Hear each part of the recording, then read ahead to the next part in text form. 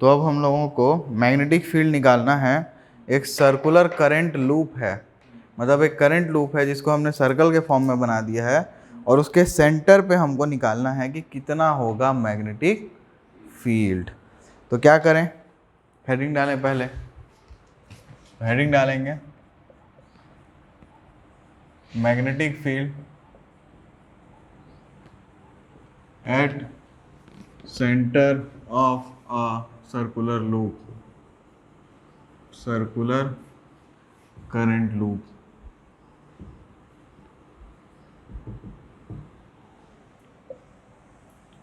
ठीक है, तो एक सर्कुलर करंट लूप ले लेते हैं। चलो, तो ये है हमारा, मान लो ये उसका इनपुट, एक आउटपुट। तो ऐसे करंट गई, ऐसे आई, ऐसे मान लें, और मान लो इसमें करंट आई जा रही है। अब आई जा रही है तो इसका रेडियस है, मान लो ये आर, ठीक है ना। तो ये आर वेक्टर इस डायरेक्शन में होगा ना। अच्छा, अब यहाँ पे ले लेते हैं, चलो एक छोटा सा एलिमेंट डीएल वेक्टर, ठीक है ना।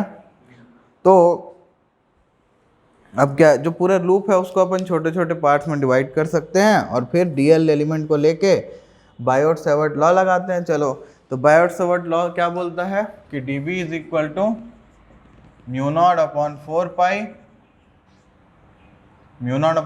पाई I D L sine theta upon R square. तो आई थिंक यही अपना है। अब देखो यहाँ पे ना क्या है कि हम लोग वेक्टर लिए थे ना, तो इस इक्वेशन को कैसा लिखे थे याद है? साइन थीटा को कंबाइन कर दिए थे किसके साथ? डीएल के साथ, और इसको नीचे अपन बना दिए थे क्या? R cube. तो यहाँ क्या हो गया था? डीएल क्रॉस आर वेक्टर, याद है? ये हम लोग कर चुके हैं। अच्छा, तो जो पॉइंट ओ यहाँ पे मान लेते हैं सेंटर है, यहाँ पे हमको फील्ड निकालनी है। पॉइंट ओ है, हम लोग, मैं बता दूँ, करंट ऐसे जा रही है तो अंदर जाएगी फील्ड, इसलिए मैंने क्रॉस लगा दिया है, ठीक है। तो इसलिए मैंने अब क्या कि जो डीएल वेक्टर होगा यहाँ पे वो आर वेक्टर के परपेंडिकुलर होगा, है ना। डीएल वेक्टर आर वेक्टर के परपेंडिकुलर होगा। तो जो मैग्नेटिक फील्ड होगी, मतलब हम लोग जब इसको लिखते थे डीबी को, क्या लिखते थे? Mu naught upon 4 pi I D L sine theta upon R square. इसमें थीटा कितना पुट कर सकते हैं? 90 है ना, और साइन 90 कितना होता है? 1 होता है। तो mu naught upon 4 pi R square, I भी कांस्टेंट है, साइन थीटा गया, डीएल, और ये अपना डीबी है, ठीक है ना। तो ये डीबी की वैल्यू मिल गई। अब जो नेट मैग्नेटिक फील्ड होगा वो इस एलिमेंट के जैसे पूरे सरकमफ्रेंस पे इसको इंटीग्रेट कर दो तो हमको मिल जाएगा। तो बी जो मिलेगा वो क्या मिलेगा? Integration of D B. अब integration of mu naught I upon 4 pi R square D L. तो mu naught I 4 pi R square सब कांस्टेंट है, डी एल टोटल लेंथ कितना होगा? 2 पाई आर, एक आर कटेगा, 2 पाई 2 कटेगा, mu naught I upon 2r। कितना है magnetic field at centre? Mu naught I by 2r। अब देखो ये सिंगल लूप था, ये एक सिंगल लूप था। अगर इसकी जगह पे ऐसे n वायर्स होते, कितने? n लूप्स होते, तो क्या होता? तो मैग्नेटिक फील्ड में डिफरेंस क्या आता? देखो r में कोई फर्क पड़ता क्या? नहीं पड़ता। म्यू नॉट तो परमिएबिलिटी है, नहीं पड़ता। 2 कांस्टेंट है, नहीं पड़ता। फर्क किस में पड़ता? I में, कि भाई जितने लूप्स होते उतने टाइम्स मेरे करंट दिखती।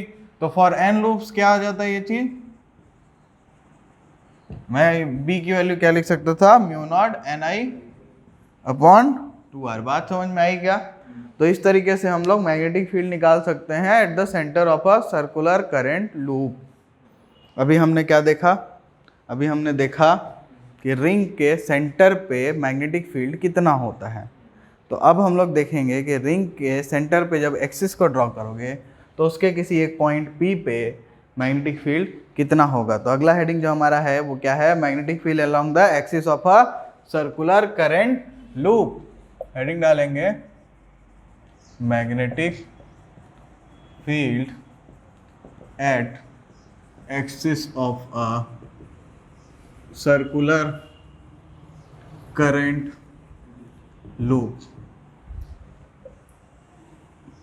ठीक है, तो मान लेते हैं हमारे पास ये करंट लूप है, ये डॉटेड पार्ट है, इसको मैं पीछे मान रहा हूँ। ठीक है, समझ रहे हो बात को ना, मैं इधर से देख रहा हूँ, मतलब ये जो है नहीं, ये ऐसा है, और ये जो अंदर होगा ना प्लेन के, वो डॉटेड में बना हुआ है। ठीक है, अब इसका एक्सिस ड्रॉ करते, तो let us take this is the centre, ये बन गया उसका एक्सिस, इसका रेडियस है a, एक्सिस से r डिस्टेंस दूर, इस पॉइंट P पे हमको मैग्नेटिक फील्ड निकालना है। कोई दिक्कत?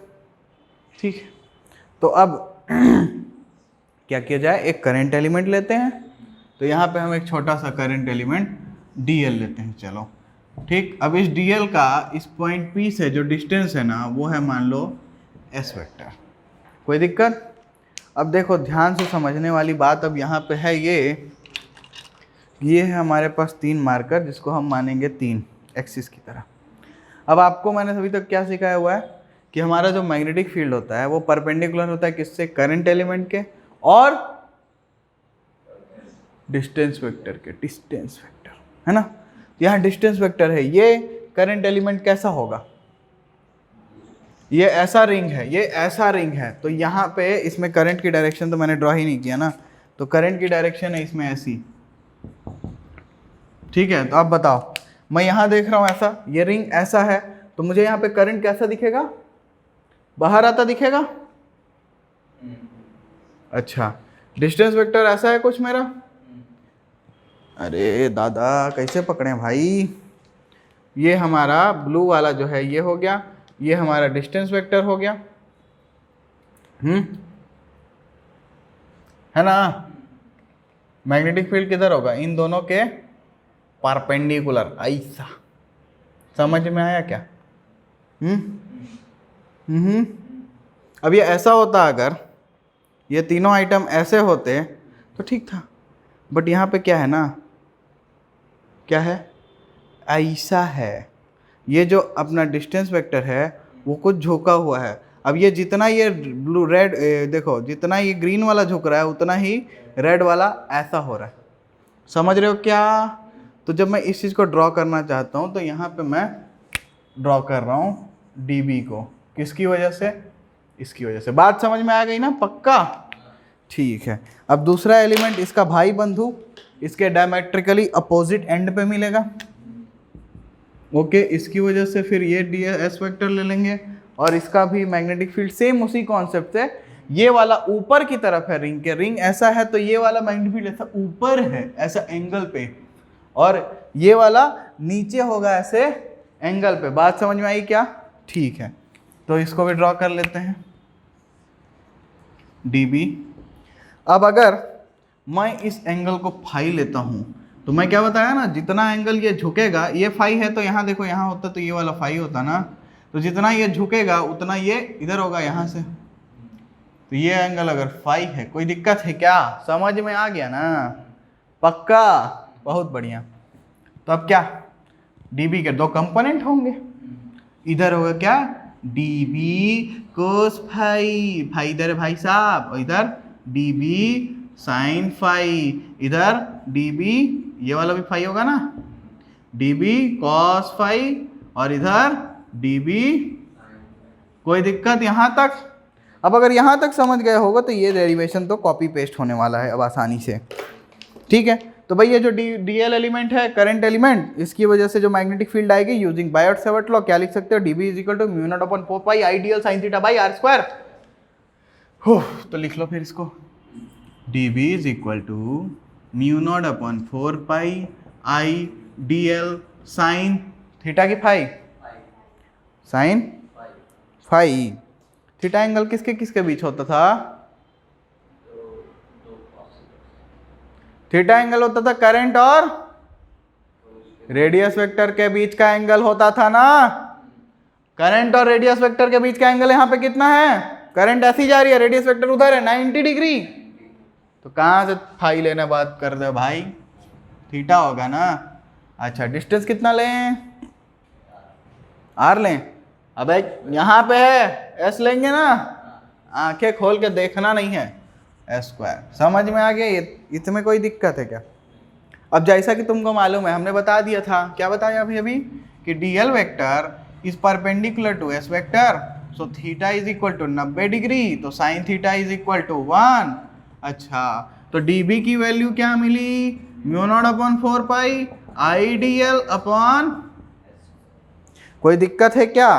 अब dB का ये सारा चीज हम समझा चुके हैं, इसके दो कंपोनेंट है। अब तुम लोग को ऐसे देख के समझ में आ ही गया होगा कि साइन कॉस कंपोनेंट कैंसिल हो जाएगा, हमको बच के क्या मिलेगा, साइन कंपोनेंट। तो जो नेट मैग्नेटिक फील्ड होगी एक पॉइंट P, वो कितनी होगी, तो net magnetic field B is equal to integration of dB, जो कि होगा क्या, किसका इंटीग्रेट करेंगे, dB sine theta, sine phi का, dB साइन फाई को इंटीग्रेट करेंगे। तो dB की वैल्यू ऊपर से उठा के रखते हैं, चलो, तो mu naught upon 4 pi I D L upon S square sine phi, constant को लात मार के बाहर निकालो, mu naught I upon 4 pi, S constant है क्या, एकदम सही बात, एस कांस्टेंट है। अच्छा, और साइन फाई निकालो जरा इस ट्राइंगल से, साइन फाई कितना आएगा बताना मेरे को जरा। पंडित बद्री प्रसाद हरी हरी बोल, मतलब perpendicular upon hypotenuse, perpendicular A है, हाइपोटेनस एस है, ए अपॉन एस। बस देखो हमारे दिमाग में क्या होता है ना, कुछ नहीं होता है, ए अपॉन एस पुट करते हैं साइन फाई की जगह पे और एस क्यूब बाहर निकाल देते हैं। समझ रहे हो कि नहीं समझ रहे हो, ए भी बाहर निकलेगा क्या, कांस्टेंट है ना। चलो एक लिख के दिखा देते हैं, नहीं तो कंफ्यूज आ जाओगे। dl S square A by S, इसको भी बाहर फेंक देते हैं क्या, mu naught I A upon 4 pi S cube integration of, अच्छा dl का इंटीग्रेशन कितना होगा, सरकमफ्रेंस कितना होता है रिंग का, 2 पाई आर, यहाँ पे आर की जगह पे a यूज करना है, तो mu naught I A upon 4 pi S cube into 2 पाई ए, बहुत बढ़िया। तो ये कटा, क्या मिला, mu naught I A square divided by S cube. अब देखो यार, हमको तो एस दिया ही नहीं था ना, एस तो हमने माना था, एस नीचे 2 पाई कैसे बचेगा भाई, पाई कट गया ना, 2 बचा, ठीक है, तो एस तो हमने माना था, तो यहाँ पे पाइथागोरस थ्योरम लगा के एस की वैल्यू क्या लिख सकते हो, लिख सकते हो ना, तो भाई यही करो। अच्छा 1/2 भी लिखना होता है, तो ये किताबों में मिलेगा, mu naught I A square divide by 2 A square plus R square का power 1/2 into 3/2। So this is the final total magnetic field at axial point of a ring. बहुत बढ़िया, समझ में आ गया ना, ठीक है भाई। अब देखो इसको अगर एक्सिस में रखते तो जरा सोचो, किसे बनाए, देखो ऐसा है, ये होता हमारा y एक्सिस, जनरली हम ये लेते हैं x एक्सिस, और ऐसा होता मतलब ये बाहर की तरफ होता z एक्सिस। ओके, तो तुम लोगों को दिख रहा है क्या कि x एक्सिस के अलॉन्ग होता अपना मैग्नेटिक फील्ड, तो इसका मतलब है फाइनल मैग्नेटिक फील्ड को हम क्या लिखते हैं, अगर अपन b वेक्टर दिखाना चाहते हैं तो क्या लिखते हैं, x एक्सिस के अलॉन्ग यूनिट वेक्टर क्या होता है, आई कैप। कहानी खत्म, कोई दिक्कत है क्या? अब अगर इस कॉइल में n टर्न्स होते तो क्या होता, बाकी चीजों में फर्क नहीं पड़ता, फर्क किस में पड़ता, केवल करंट में। For n coils b is equal to mu naught n I A square upon A square plus R square का पावर 3/2। कोई दिक्कत है क्या इसमें? ओ, तो इसके 3 स्पेशल केस हैं, इसको नोट करो और फिर स्पेशल केस देखो। चलो तो अब इसके केसेस देखते हैं। हमारे पास 3 केस हैं, एक तो तुम लोग डेरिवेशन अलग से किए हो, है ना, कौन सा, एट सेंटर पे क्या होता है, आर की वैल्यू 0 हो जाती है। तो पहला केस देखो, इसमें हेडिंग डालो तो इसके स्पेशल केसेस। पहला एट सेंटर बोले तो r इज इक्वल टू 0। देखो r इज इक्वल टू 0, इसमें क्या होगा, b की वैल्यू कितनी आएगी, mu naught I A square divided by 2 pi. r 0 होगा तो a स्क्वायर का पावर 3/2 मतलब क्या मिलेगा, a क्यूब। ये कटेगा, क्या बचेगा, mu naught I upon 2 pi a। क्या यही था सेंटर पे जो पिछला डेरिवेशन था, एकदम यही था। दूसरा, अगर हम रिंग से बहुत दूर हो जाए, रिंग से बहुत दूर, फार अवे फ्रॉम रिंग लिखो,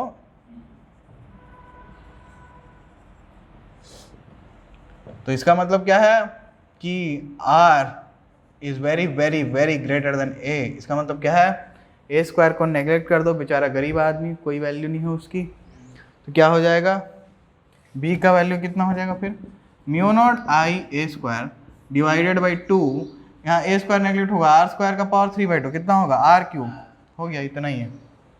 और तीसरा केस जो देखना है हमको वो क्या देखना है, अच्छा ये सब हम लोग n कॉइल्स के लिए भी कर सकते हैं ना, ऐसा कोई ज़रूरी नहीं है कि सिंगल कॉइल के लिए करो। तीसरा केस क्या होगा, जब हम जितना दूर रेडियस है ना, मतलब r की वैल्यू a के बराबर ले लें, मतलब जितना बड़ा रेडियस है उससे उतना ही दूर पे जाके अगर देखें तो b की वैल्यू क्या हो जाएगी बताओ, तो म्यू नॉट आई, अरे म्यू नॉट बनना भाई, ए स्क्वायर डिवाइडेड बाई, देखो इधर 2, अंदर में क्या होगा, ए स्क्वायर प्लस ए स्क्वायर का पावर 3/2, ध्यान देना, mu naught I A square divided by 2, A square plus A square क्या होगा, 2a square,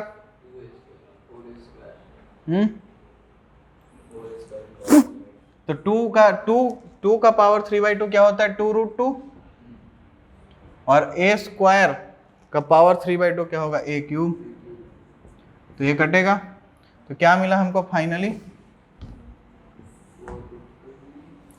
mu naught I upon 4√2a। कोई दिक्कत इसमें, ठीक है। इसको 2 की पावर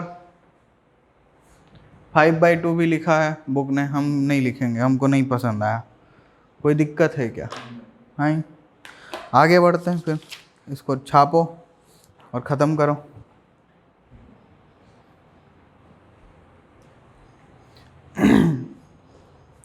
चलो तो अभी देखते हैं इसमें कि डायरेक्शन ऑफ मैग्नेटिक फील्ड कैसे पता करते हैं। ठीक है, तो जो वायर था, जो भी अपना वायर है, उसके आसपास में मैग्नेटिक फील्ड लाइंस होती हैं कॉन्सेंट्रिक सर्कल में, ये मैं बता चुका हूँ ऑलरेडी। और जैसे जैसे हम वायर से दूर जाते हैं तो उसका मैग्नीट्यूड कम होता जाता है, ये भी मैं बता चुका हूँ। ठीक है, अब डायरेक्शन, मैग्नेटिक फील्ड का डायरेक्शन फाइंड करने के अपने पास होते हैं 2 तरीके। ठीक है, तो पहला राइट हैंड थंब रूल है ना, और दूसरा होता है क्लॉक रूल। तो राइट हैंड थंब रूल तो तुमको मालूम ही है, क्लॉक रूल बस बता देते हैं। तो क्लॉक रूल ऐसा है ना कि 2 ठोक बनाने का सर्कल, एक में लिखो S, एक में लिखो N। ठीक है, अब S के एंड्स पे ऐसा बना दो और N के एंड्स पे ऐसा बना दो। तो अगर इनको फॉलो करोगे तो यहाँ पे करंट कैसी है, क्लॉकवाइज, और यहाँ पे करंट कैसी है, तो जब क्लॉकवाइज होगा तो कैसा करंट होगा, तो कैसा पोल जनरेट होगा, साउथ, और एंटी क्लॉकवाइज होगा तो कैसा पोल जनरेट होगा, नॉर्थ। बस यही था। ठीक है, और अगर एक्सिस से मैं आगे पीछे हूँ तो मैं वेरिएशन को अगर मैं प्लॉट करूँ किसका, मैग्नेटिक फील्ड का सर्कुलर करंट लूप पे, तो कुछ ऐसा होता है। यहाँ पे इतना भी शार्प पीक नहीं आता है ना। ठीक है, ड्राइंग थोड़ी सी खराब है मेरी। ठीक, इसका मतलब क्या है कि सेंटर पे मैक्सिमम होता है, जैसे ही सेंटर से दूर जाते हैं कम होता जाता है। ये सब क्यों बना हुआ है भाई, ये दोनों साइड है ना, सेंटर ऐसा होगा तो इसके सर्कल ऐसा होगा ना, इधर भी जा सकते हैं, इधर भी, इधर कहीं भी जा सकते हैं, तो हर तरफ के लिए वैलिड है ये। ठीक है ना, कोई दिक्कत इसमें नहीं है, ठीक है।